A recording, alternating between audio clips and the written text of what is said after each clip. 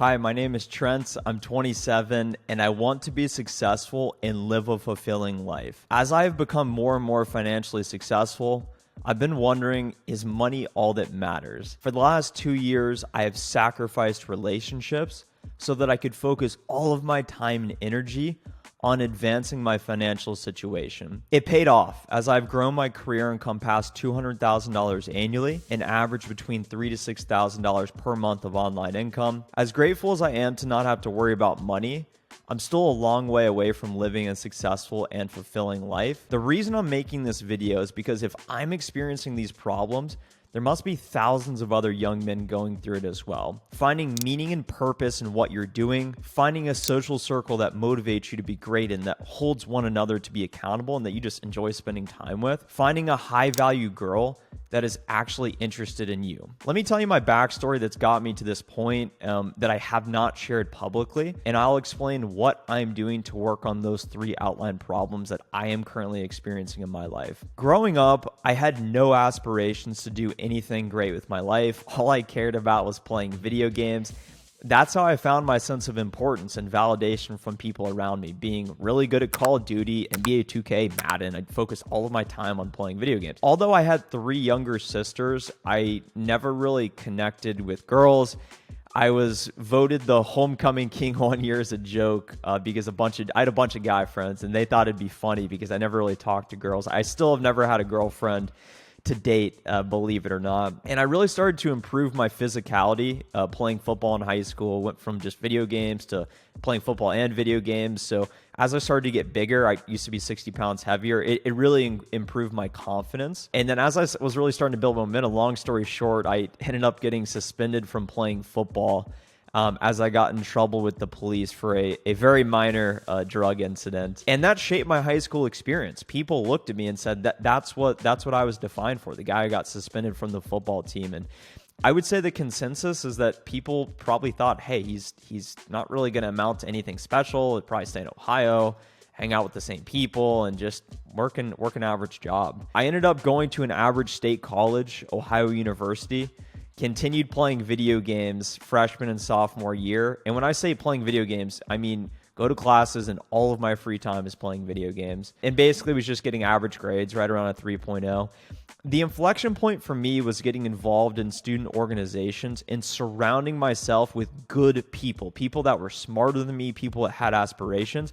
And it helped me think differently about what I actually wanted in life. And I was fortunate enough to end up getting connected with the 2 best business school professors.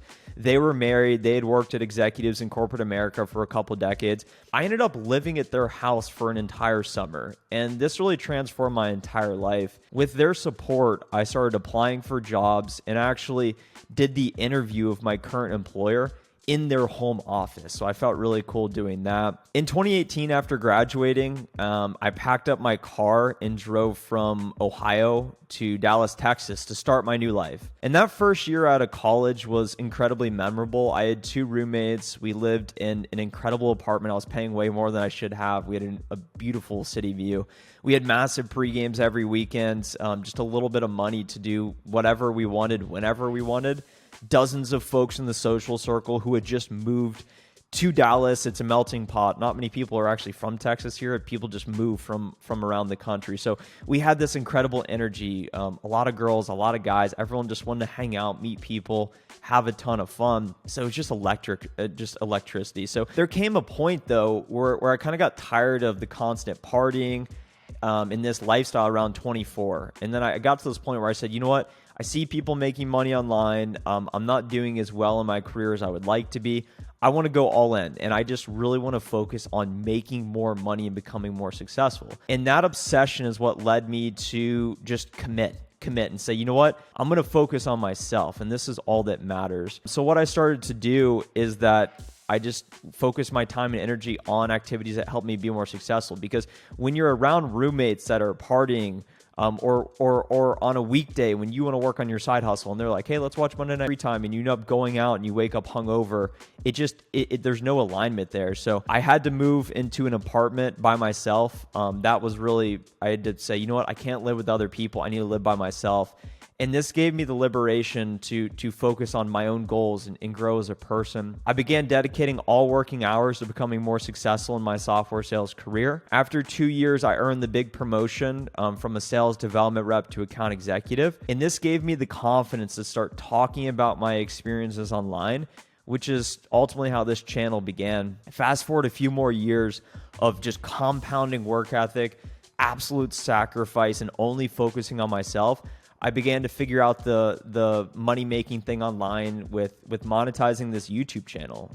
That it's really one of the lowest barriers to entry to make money online without actually having to sell a product. So getting back to the 3 problems, finding meaning and purpose in what I'm doing, finding a social circle, and then finding a high-value girl. So beginning with the first problem is finding meaning and purpose in what I'm doing. The purpose of money is freedom from money problems. And I learned this from Naval on the Joe Rogan podcast. He talks about when you stop sacrificing for today, it's important to stop sacrificing today for an imaginary tomorrow. When today is complete in and of itself, the only way to get there is to earn passive income that covers your spending, to drastically reduce your expenses, or to make money doing something you love. The problem I face is that working for someone else makes it hard to actually earn enough money to have that nest egg to have that passive income. And then when you start making more money in a career and you're around other people, it actually incentivizes lifestyle inflation. I now live in a $2,700 a month apartment. It's not a problem because I make enough money where it doesn't matter, but my spending has drastically increased compared to when I first moved to Texas. And I like what I'm doing, but I don't love it enough to be doing it and if I weren't getting paid, I wouldn't probably want to be doing it. So Naval talks about the only way out of never-ending competition trap is being 100% authentic by becoming irreplaceable. There is no substitute for you. So for example, Joe Rogan, there's no substitute for Joe Rogan. If he stopped podcasting, there wouldn't just be a new podcaster that becomes the new Joe Rogan. He is Joe Rogan and he is irreplaceable. Delivering specific knowledge that the marketplace values with leverage, that's how one becomes a money-making machine online. And this is the formula I followed. So I talk about software sales, 100% authentic to me, my experiences, it's what I do. Once I had an audience through YouTube, which is my leverage, I can make one video and it can reach thousands of people while I'm sleeping. And then I packaged a cold calling guide together, which is my specialized knowledge. And then I began making money. So I looked at how much money I made last month online and this month, and it's blown me away. I remember when I first started, I said, if I can make $3,000 a month online, that covers my living expenses and I'm good. I'm now doing way more than that, and I wouldn't necessarily say I feel completely fulfilled. It's nice, but I still am left scratching my head saying, you know what, I really would like to be working for myself. I'm not sure what needs to happen in order to get to that point where I actually take the leap. So I'm still searching for meaning when it comes to the work. I'm grateful I'm making more money, and that's been my experience with that. Next, finding a social circle that motivates me to be great, and we enjoy spending time together and we hold one another accountable. What I've experienced is that I've really gone inside because if I wanted my life to get better, so I needed to get better. And by focusing on myself, I've neglected the relationships of those around me. So you could spend 10 years just trying to get people to like you for being cool, for being the person society conditions us as is if you're the big man, if you're making all the money, then people should naturally like you. You get the Instagram likes, everyone wants to see you. That's not the case. The way to get people to like you is for you to like them first, for you to be interested in them. And I haven't done that enough because I've been focused on myself. And I think it's kind of bit me because I don't necessarily have the relationships I'd like to. In college, I found a group, just an incredible group of guys. We pushed each other. We were all doing cool things. And I now found myself and there's just different values. A lot of people around me, they focus on, they like partying, drinking, hanging out, and have fun. I like to have fun, but I like to have fun doing productive activities together, thinking about ideas, not talking about other people, staying active, prioritizing fitness. And I just don't think I have that social circle right now, which is something that it's completely on me for not investing in those relationships. So it's something that there's not necessarily a quick fix to. And what I've been trying to do online is find those people that I respect and that I'm actually interested in. And when I come across one of those people showing genuine respect and interest, and you're doing a lot of cool things, I'd love to talk to you. I just want to hear how you think about these different problems that I may be facing. So I have a quarterly cadence with a few people set up.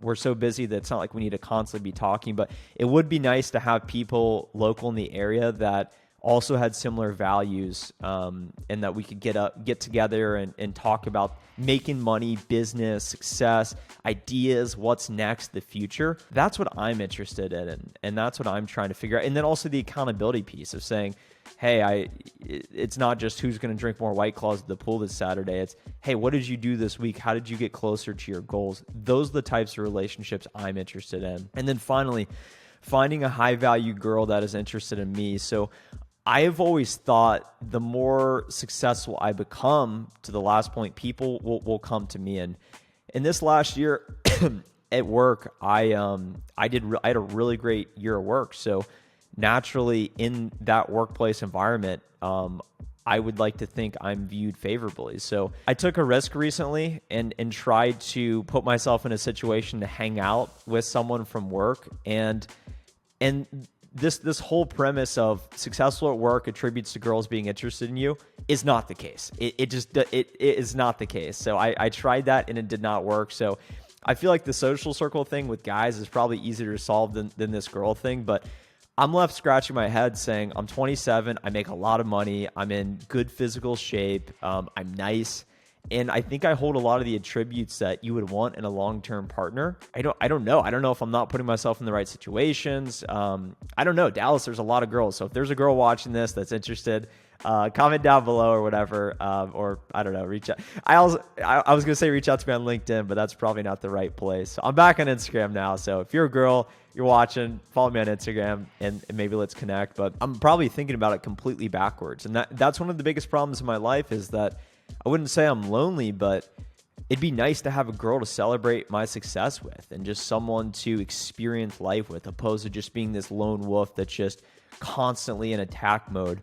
I think it's important to have that female presence, and it's something I'm looking for, and I feel like I'm finally at a place to figure it out. So I'm 27. I don't think that 30 is an arbitrary milestone that it has to be figured out by then, but I just need to start getting experience. And the way I'm thinking about it is if there's even a chance of you getting what you want, it's worth taking the risk. So I took a risk recently, and I plan to take more risks going forward. And that's how I'm thinking about that. But talking about it makes it feel better, but it doesn't necessarily just get better overnight. So I'm trying to figure that out. We're going to wrap the video. The final lessons are do not work for material things, basically. Don't work for material things. I am naturally a minimalist. I don't have anything in my apartment. I just don't care, and I'm very grateful to be wired like that. But I see a lot of people that care about the material things. I think that that's a trap. So when you start buying the houses, the cars, you start to tie yourself to these down payments and debt and just have to keep working to get out of it. And I think it's a mistake. I really think it's a mistake. And then finally, what you sacrifice for creates your meaning. And when I look back at this period of my life, I'll be immensely grateful for the sacrifice in the isolation that was needed to accelerate my career. But I'm starting to find myself in that hamster wheel of, well, I was super successful last year in my career. I promoted multiple times. I was a high performer, but that has not gotten me further in the relationships category, in the dating category, in the fulfillment category. So I'm really left scratching my head and wanted to make a video talking about what to focus on in your 20s. And I'm focused on health, wealth, relationships. I've over-indexed on wealth. I focus on health, and I'm now focused on the relationships piece. Those are two of the three buckets: meaningful social circle, people that hold accountable, people I respect, and then the life partner piece with a girl. That's what I'm looking for. So that's what I think I need to focus on. So hopefully you found value in today's video. If you did, hit the like button so that we can spread this message to some other young guys. Let me know what you're experiencing down in the comments, because I know I'm not alone on this. There's maybe I am. I don't know. So you'll have to let me know. But have a great rest of your day, and let's keep making progress and growing together. Bye.